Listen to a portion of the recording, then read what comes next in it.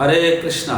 आज हम पढ़ रहे हैं ईशोपनिषद, मंत्र संख्या 9 नंबर। इसमें मंत्र हैं सारे ना, आई थिंक इसमें 18 मंत्र हैं ईशोपनिषद में। और ये 9वां मंत्र में बहुत ही चमत्कारिक बात लिखी है, आपको थोड़ा हैरानी हो सकती है।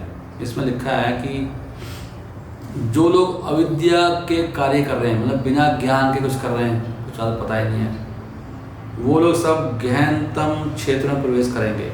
अंधम तमा प्रविशन्ति ये विद्या उपासते। अंधम तमा प्रविशन्ति ये अविद्या उपासते, तो अंधतम में वो प्रवेश कर जाएंगे। ततो भूया इव ते तमो, लेकिन उससे भी ज़्यादा गहनतम अंधकार में कौन जाएंगे? याउ विद्यामृतः, जो विद्या में रत है। विद्या कौन सी? जो अपने मन से बनाई विद्या है, स्पेकुलेशन पे बेस्ड। जितना भी डेवलपमेंट हो रहा है अपने मन के हिसाब से, और भगवान का बताया, भगवान का जो निचोड़ है शास्त्रों, उसको छोड़ के जो अपने मनमाने ढंग से जो बनाई विद्या में जा रहे हैं, वो लोग और गहनतम अंधकार में जाएंगे। इसलिए एक ही उपाय है, क्या? कि भगवान की बात सुनो। अब आप प्रश्न पूछोगे, क्यों सुने हुए भगवान का? क्या समस्या है? हम डेवलपमेंट कर रहे हैं, दिमाग लगा रहे हैं, क्या समस्या आपके हिसाब से? समस्या एक ही है कि हर मनुष्य में चार दोष पाए जाते हैं हर मनुष्य के अंदर। कौन कौन से? हर मनुष्य गलती करता है, भ्रम, प्रमाद, और क्या था? विप्रलिप्सा और करना पाठव। आर्ष विज्ञ वाक्य ना ही दोष, यही सब। जो ऐसे प्रमाणिक विद्वान ऋषि होते हैं या भगवान के शुद्ध भक्त होते हैं, भगवान, उनकी वाणी में 4 दोष नहीं मिलते। कौन कौन से? भ्रम, प्रमाद, विप्रलिप्सा, करना पाठव। करना पाठव मतलब उनकी इंद्रियां अपूर्ण नहीं है। हमारी इंद्रियां अपूर्ण है सबकी। जब आपको पूरा दिखाई नहीं दे रहा है, पूरा सुनाई नहीं पड़ रहा, सारी फ्रीक्वेंसी सुनते नहीं आपको, सब कुछ आपको दिखाई देता है, सब कुछ आप समझ नहीं सकते, तो जो आप बोलोगे उसमें तो दोष मिलेगा ना, दोष है ना उसमें। और दूसरा, हर व्यक्ति के अंदर चीटिंग प्रोपेंसिटी है, हर व्यक्ति के अंदर है। इस संसार में जो भी जन्मा है, जो भगवान श्री कृष्ण का शुद्ध भक्त नहीं है, शुद्ध का मतलब जिसको केवल कृष्ण की सेवा के लिए ही जीना है, कुछ है ही नहीं, कोई तमन्ना ही नहीं है। इसके अलावा जितने पुरुष हैं ब्रह्मांड में, चाहे वो कर्मी हो, मतलब सिंपल आदमी, चाहे वो ज्ञानी है, चाहे वो ध्यानी हो, कौन कौन होते हैं?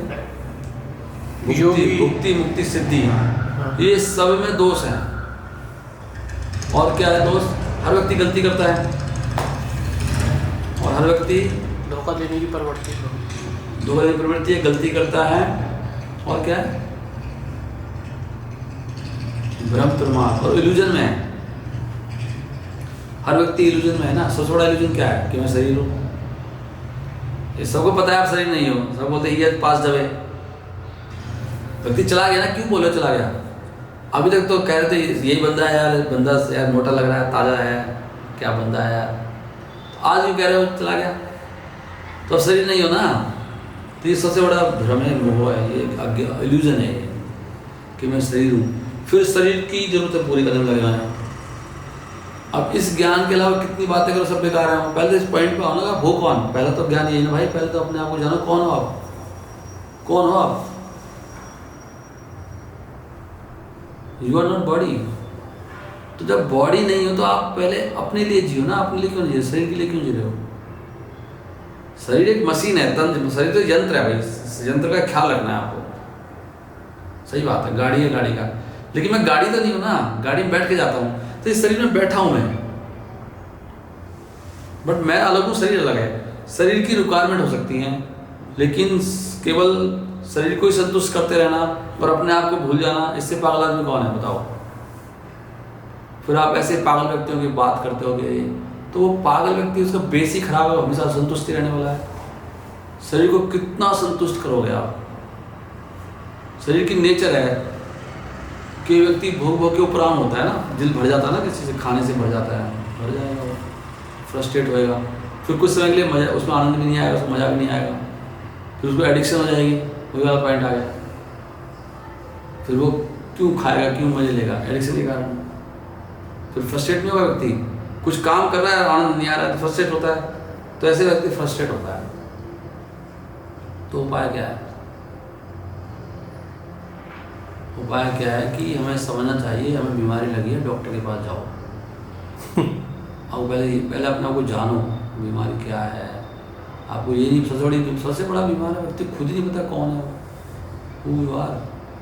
हर इतने पढ़े पढ़े लिखे लोग सोच रहे हैं कि मैं शरीर हूँ, और मजे की बात यह है कि जब शरीर चेंज होता जा रहा है, कौन अभी होता कौन शरीर हो आप, बचपन वाले हो, जवानी वाले हो, बुढ़ापे वाले हो, एवरी मोमेंट शरीर चेंज हो रहा है ना। ये तो डॉक्टर ही बोलते हैं, साइंटिस्ट ही बोल रहे हैं आजकल के सो कॉल्ड साइंटिस्ट।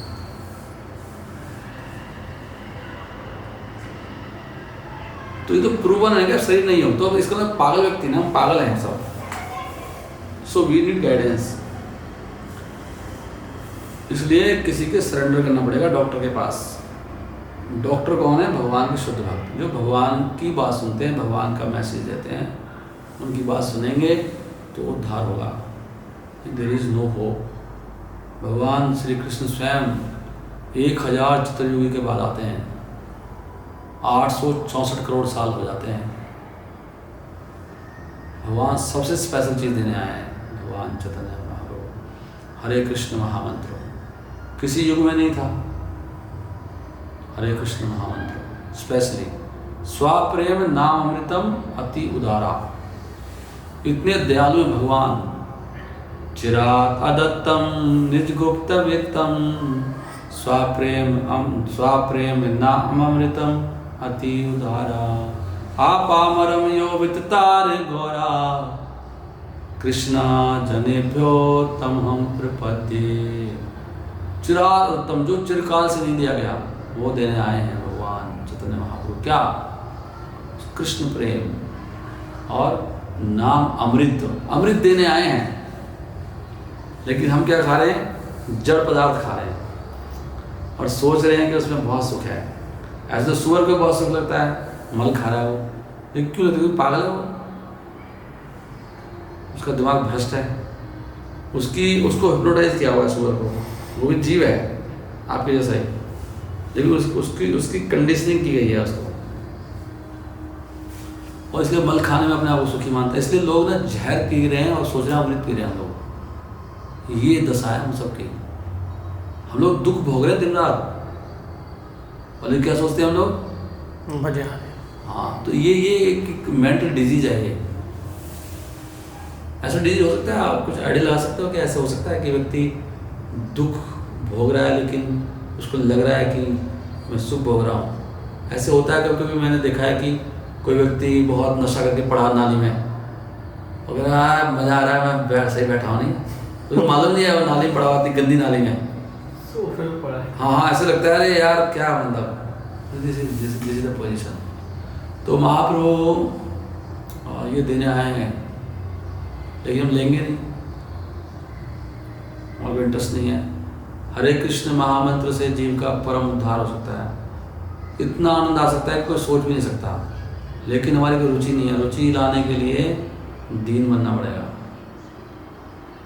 नहीं, और कुछ प्राप्त करना है, कोई ब्लेसिंग चाहिए तो छोटा तो बनना पड़ेगा, सब थोड़ी चढ़ जाओगे।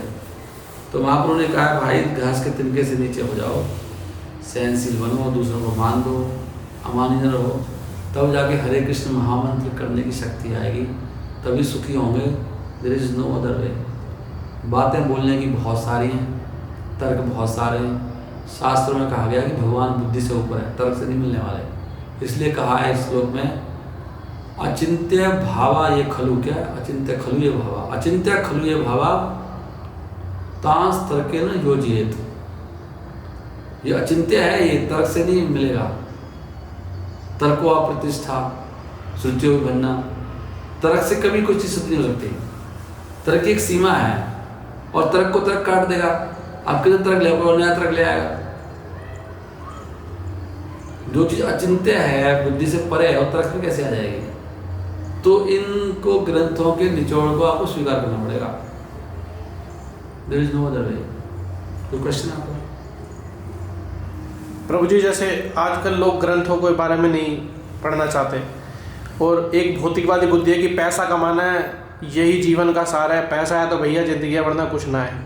तो प्रभु जी, आज स्कूल में कॉलेजों में हम यही पढ़ रहे हैं कि बस कैसे किसी ना तरीके से हम पैसा कैसे कमाएं। जिस आध्यात्मिक विद्या की आज हम बात कर रहे हैं वो बिल्कुल मतलब मॉडर्न हिसाब से बिल्कुल घटती जा रही है।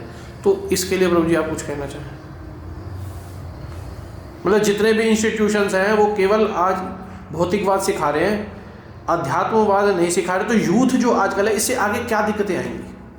प्रभु आप ये बताओ कि अगर आपको सबसे महंगी कार कौन सी आती है? प्रभु जी, बुगाटी वेरोन। तो मुझे तो बोलना मुश्किल होगा। जो भी सबसे महंगी कार है, सपोज मैं तो मर्सिडीज बोलता हूँ, चलो ठीक है। अगर उसको आप खेत में जोत ले जाओ, मतलब खेत में जो ट्रैक्टर आपका 4-5 लाख का आता है, उसमें हैंडल लगा के और खेत में चलाओ उसको, तो ये बुद्धिमत्ता है? नहीं, बेवकूफ़ी है, मूर्खता नहीं है। खराब हो जाएगी गाड़ी खराब हो जाएगी ना। तो भाई ये मनुष्य शरीर कुछ अलग उद्देश्य के लिए मिला है। आप पैसा कमा के क्या करोगे? पैसा तो खाओगे नहीं, खाना खाओगे ना, सोओगे और क्या करोगे? सेक्स करोगे, नचन करोगे और क्या करोगे? रक्षा करोगे अपनी। वो तो कुत्ता भी कर रहा है। पॉइंट ये है कि मनुष्य बॉडी, ये बॉडी जो कार, मर्सिडीज कार मिली किसके लिए मिली है? ये सोचना चाहिए ना हमको। ऐसी बुद्धि, इतनी सोचने वाली, ऐसी कल्पना करने वाला मन, ये भगवान को समझने के लिए एक स्पेशल डिजाइन किया भगवान को समझने के लिए बॉडी है। हमारा हर चीज भगवान को समझने, भगवान की सेवा करने के हिसाब से दिया गया है। उसको डिजाइन करेगा, स्पेशल डिजाइन किया हुआ है। वो सब करने के लिए नहीं दिया हुआ है। उनसे आप कॉम्पीट नहीं कर सकते।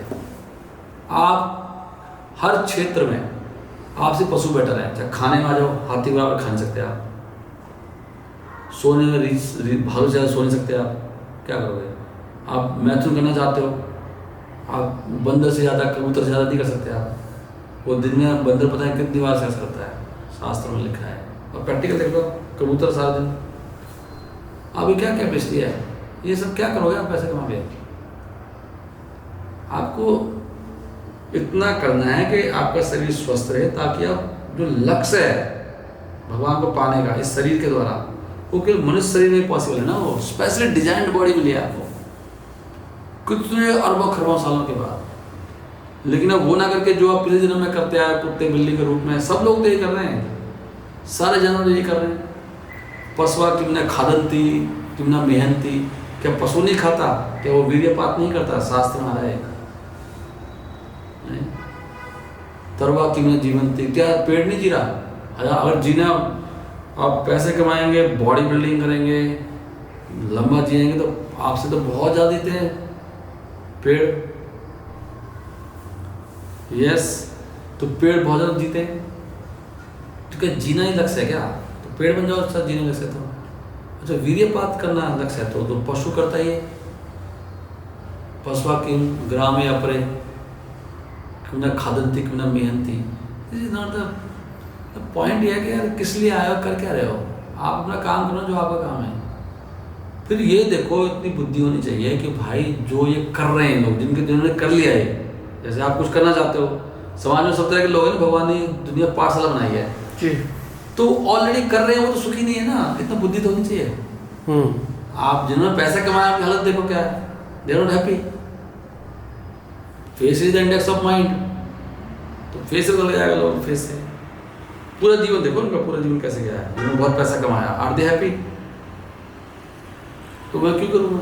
अल्टीमेटली सुख के लिए करो ना सब कुछ। जिन्होंने बहुत बॉडी बिल्डिंग की, क्या वो आर दे हैप्पी? तो पैसे प्रैक्टिकल लेवल कौन ज़्यादा हैप्पी है? नहीं, हैप्पी केवल भक्त लोग हैं ओनली, जो प्योर डिवोटीज है, they are very happy. Practical भी है, आप देख लो devotee, they are much happy, their face can tell.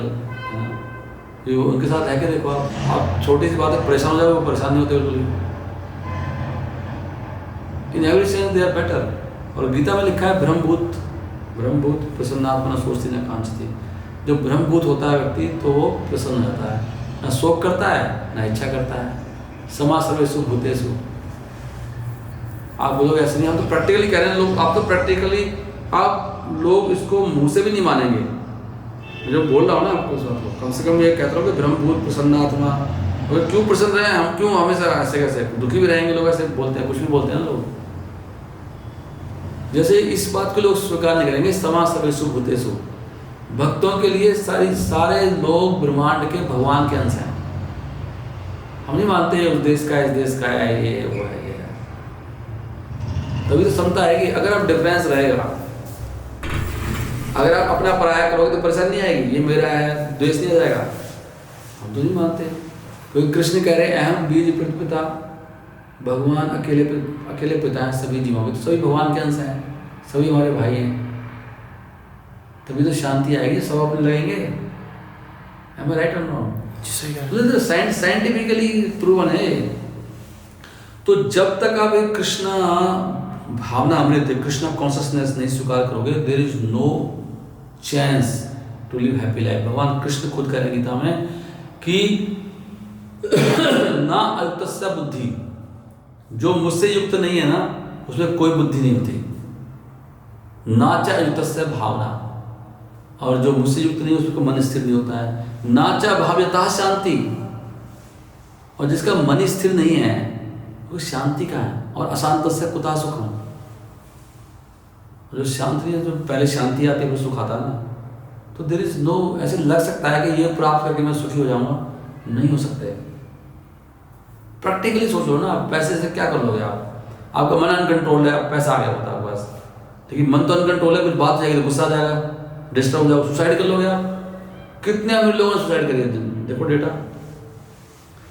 तो करना क्या भाई, मन को संतुष्ट, मन को शांत करो, इंद्रियों को कंट्रोल करो। अब खुद सोच रहे रथ है, रथ में 5 घोड़े जा रहे हैं, इंद्रियां हैं, अब वो कहीं भागेंगे तो रथ की हालत बनेगी। तो इंद्रियों को इधर उधर भगाने में सुख नहीं है, कंट्रोल करने में सुख है। लगाम से कंट्रोल करके जाएगा तो रथ पहुंचेगा। कहीं तो जा रहे हो आप भी, आपकी यात्रा चल रही है ना, कहीं तो जाना है, तो कंट्रोल करो ना भाई। हम लोग तो उल्टी शिक्षा पढ़ रहे हैं कि इंद्रियों को खुला छोड़ दो, मन में जो है वो करो। ऐसे तो मन से साइकेट्रिक प्रॉब्लम हो जाएगी, डिप्रेशन हो जाएगा।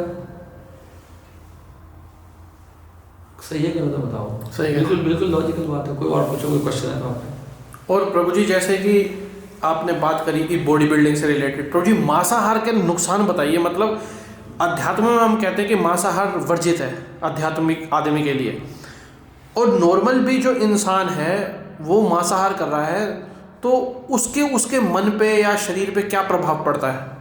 क्योंकि आजकल ये देखा गया है बॉडी बनानी तो भैया नॉन वेज तो खाना पड़ेगा, हर डाइटिशियन ये बात बोल रहा है।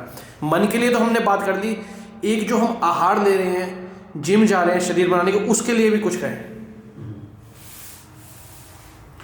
हमने भी बात की ना कि हमें शास्त्रों से चलना पड़ेगा ना। ऐसे लोग क्या कह रहे हैं अपने मन से, कोई वैल्यू नहीं है। 4 दोष हैं सब में। डाइटिशियन क्या कह रहा है, और वो भगवान की बात नहीं बोल रहा है तो मन से कल्पना कर रहा है वो। वैसे तो साइंटिफिकली प्रूवन है कि हमारी जो शरीर है ना आदमी का, वो शाकाहारियों से मिलता है। जैसे उसकी आंतें बहुत लंबी होती हैं, तो ये मांस तो अंदर बॉडी में सड़ जाता है, वो निकल नहीं पाता, बहुत लंबी है ना हमारी आंतें। मांसाहारियों का अलग बॉडी होता है ना। जैसे शेर है उसका बॉडी अलग टाइप है, हमारा बॉडी गाय से मिलता है, मनुष्य का बॉडी। तो मनुष्य का शरीर ही नहीं है। और सबसे बड़ी बात यह है कि भाई तुम मांस कैसे खा रहे हो, मतलब कोई व्यक्ति आपसे कमज़ोर है, कोई जीव, उसको मार खाते हो ना, तो ये सिस्टम अच्छा है कि कल को आप मुझसे कमज़ोर लगे तो आपको मारे खा जाऊँ? इलॉजिकल ना। आप कैसे मार जाओ? अगर आप किसी को जीवन नहीं दे सकते तो मार दे सकते हो आप उसको। ये तो बेसिक रूल है। भगवान के बंदे सारे जीव, भगवान ने कहा मम स्व जीव लोग जीव होता स्नान, भगवान के जीवों को कैसे मार खा रहे हो आप? भगवान रूल पसंद नहीं है। और ये रूल मनुष्य के लिए, पशुओं के लिए नहीं है रूल है। धर्म मनुष्य के लिए है। पशु खा सकता है लेकिन मनुष्य के लिए धर्म है। ऐसे लिखा है शास्त्र में, जीवो जीव से जीवनम, जीव ही जीव का जीवन है। लेकिन ये रूल जीवों के, मनुष्य के लिए नहीं है। लोग इसको ले आते हैं। हाँ प्रभु जी, काफ़ी लोग ले आते हैं कि शास्त्र मनुष्य के लिए नहीं है भाई। ये मनुष्य को तो वो खाना चाहिए जो भगवान का प्रसाद हो, तब शुद्ध होगा ना वो। मनुष्य तो उत्पन्न इसलिए हुआ अपने शुद्धिकरण के लिए। मनुष्य अगर खाने पीने के लिए, एंजॉय करने के लिए नहीं हुआ। अगर वो करना है तो दूसरी जो नहीं देते भगवान उसको। और वैसे भी बहुत सारे पॉइंट हैं इसमें ना, कि कलयुग 4 जगह पर रहता है। जहाँ मांसाहार होता है, जहाँ पे जुआ होता है, जहाँ पे अवैध संबंध होता है, और जहाँ पे क्या रहेगा ध्यूतम पानम, जहाँ पे नशा होता है। ध्यूतम पानम स्त्रिया सुना, यत अधर्मा चतुर्विधा, ये अधर्म के 4 जगह है। तो जहाँ मांसाहार तो बहुत ही मतलब सबसे इन चारों में बहुत ही गंदा है। मांसाहार को तो कृष्ण भक्ति कभी कर ही नहीं सकता, बहुत उसका मन बिल्कुल लगेगा, बहुत बड़ा पाप है और हेल्थ के लिए भी अच्छा नहीं है। ऐसे लोग बोल सकते हैं, ऐसे जो अज्ञानी लोग तो कुछ ही बोलेंगे, पागल क्या नहीं बोलता क्या नहीं खाता, तो उनकी बात है मत सुनो ना। ऐसे तो 700 करोड़ लोग हैं, कोई कुछ ही बोलेगा, ऐसे उसने बोल दिया उसने बोल दिया। रेफरेंस क्या है, स्टैंडर्ड क्या है, स्टैंडर्ड कहाँ से आएगा? स्टैंडर्ड भगवान के ग्रंथ, भगवान की वाणी, गीता और भागवत 2 प्रमाण है, गीता और भागवत ये सार है। उसमें दिखा दो मुझे तुम कहाँ पे लिखा है। वहाँ पे भागवत नहीं कह रही है, जब कलयुग आया कहाँ रहेगा वो? कलयुग ने शरण मांगी परीक्षित महाराज से, तो उनको 4 स्थान दिए गए। कलयुग वहाँ रहेगा जहाँ पे मांसाहार है, ध्यूतम जहाँ पे जुआ है, पान जहाँ पे नशा है, जहाँ पे स्त्री जहाँ पे अवैध संबंध है। और कलयुग का मतलब है प्रॉब्लम, कलयुग का मतलब है झगड़ा, कलयुग मतलब पाखंड, कलयुग का मतलब है उम्र घटेगी,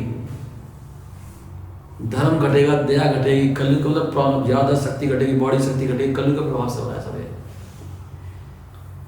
तो ये तो बहुत ही गंदी वो है, मतलब अंडरस्टैंडिंग, रॉन्ग अंडरस्टैंडिंग है, कोई इसका बेस नहीं है। उनको पूछो बेस कहाँ से आ रहा है इसका, कहाँ से आ रहा है? कोई बेस नहीं है उनके पास। मन गणित है। यूरोपियन जो पढ़ाई उन्होंने करी है बस। दाउ से नॉट किल, किस उसमें लिखा है बाइबल में, बाइबल उन्होंने बोला है जीसस क्राइस्ट डोंट किल। हाँ, इवन आप इसमें कुरान में भी जाएंगे, कुरान का बिल्कुल प्रॉपर्टी नहीं है मांस का खाने का, वो रोकने का है। वो उन लोगों के लिए जो दिन रात खा रहे हैं रोका है, भाई तुम ऐसे करके खाना है तो कम से कम महीने में 1 बार खाओ, या तुम इतना गुना बांटो ताकि खा ना पाए, पर्पज रोकना है। भगवान ने इतना कुछ बनाया है जीवों के लिए, इतने सारे fruits and dry fruits, vegetables, milk, अरे हम नहीं खा रहे, हमें क्या, हमको कमजोर है किसी से? कितने लोग हैं इतने बड़े बड़े ब्रह्मचारी हो गए, वो उन्होंने जो वेजिटेरियन थे, धीरेन्द्र ब्रह्मचारी, इतना सुनते कौन कौन से, एक हमारे यहाँ का था, उसने हाथ पकड़ लिया और उसने छोड़ा ही नहीं, हाथ खून बंद कर दिया था उसका। और अर्जुन सबसे बड़ा फाइटर है, क्या वो मांसाहारी है? तो हनुमान जी क्या मांसाहारी हैं? सबसे बड़े फाइटर 2 हैं दुनिया में, दोनों डिवोटी हैं, एक हनुमान जी एक अर्जुन जी। तो क्या भीम का मांसाहारी है? फिर ये कहाँ से ये सब उठपटांग? कलयुग में सब उल्टा चल रहा है ना, मंद भाग्य मंद सुमंद मतियो, मिसगाइडेड, दे आर मिसगाइडेड। कलयुग के लक्षण है ये, कलयुग में लोग मिसगाइडेड रहेंगे, उनको यही पता नहीं शिक्षा किससे लेनी है। कौन मूर्ख है बोल रहे हैं ऐसे? ऑल दीज डॉक्टर्स और Ravish, they are talking without any reference to scriptures, they are just simply misguiding. ब्रह्मचर्य का कोई फोन नहीं है, कहीं वीर्य निकालो, वीर्यपात करते रहो। ब्रह्मचर्य अपने आप में सबसे बड़ी तपस्या, सबसे बड़ी शक्ति है। ब्रह्मचर्य का पालन करने से फोटोक्रोमेटिक मेमोरी हो जाती है इंसान की, जो हमें सिखाया नहीं गया बचपन से। लिखा है इसमें साक्षात। क्या प्रभु जी दोबारा? आपकी याददाश्त शक्ति ऐसी है जैसे कंप्यूटर छप जाता ना, एक बार पढ़ लिया तो हमेशा के लिए कभी पूछ लो एनी टाइम, 40 साल के बाद, हाँ उस दिन ये बात हुई थी, निकाल के। वो होती है ब्रह्मचर्य पालन करने से। और ब्रह्मचर्य खंडित करोगे ना आप, जितना वीर्य निकालोगे उतना ही आपकी याददाश्त शक्ति बिल्कुल खत्म हो जाएगी, आपका तेज खत्म हो जाएगा, श्वास खत्म हो जाएगा। तो उसे पूरा 8 गुण लिखे हैं, ब्रह्मचर्य पालन करने से 8 गुण आते हैं, 8 गुण। सुंदरता है उसमें, सत्वगुण है उसमें, भगवान की भक्ति में मन लगता है, तेज है उसमें। लेकिन कौन डॉक्टर कह रहा बताओ? तो डॉक्टर्स पर रेफरेंस हर चीज का भगवान के वेद है, इसलिए don't listen to foolish people. लोग अपने आइडियाज हैं, उनसे मिलो जो नहीं खाते, उनसे मिलो ना जो कभी नहीं खाया मांस, कैसे कम है आपसे, और उनकी एज में मिलो आप। हमारे पास ऐसे लोग हैं जिन्होंने कभी मांस नहीं खाया, 60 साल के हैं और इतने तंदुरुस्त, और मांस खाने वाले को बिठा देना से आप 70 साल के बंदे से शक्ति में। और सबसे बड़ी बात है, लक्ष्य क्या है भाई? लक्ष्य पूरा हो रहा है कि नहीं, वो सब भूल जाते हैं हम लोग। दया धर्म का मूल है, दया ही नहीं है, तुम लोगों को मार के खा रहे हो। और जय श्री राम चिल्ला रहे हैं, हनुमान मंदिर पे जा रहे हैं प्रभु जी मंगलवार को, लेकिन बाकी हर टाइम नॉनवेज खाते हो, तो क्या हनुमान जी उनकी भक्ति स्वीकार करेंगे? पाखंड है, छोड़ो ये सब छोटी छोटी बातें, सब पाखंड है, शास्त्रों के हिसाब से लोग। Okay, I think can close now. Hare Krishna Krishna Krishna Hare Hare, Hare Ram Ram Ram Hare Hare. Srila Prabhupada की जय। हरि हरि हरि।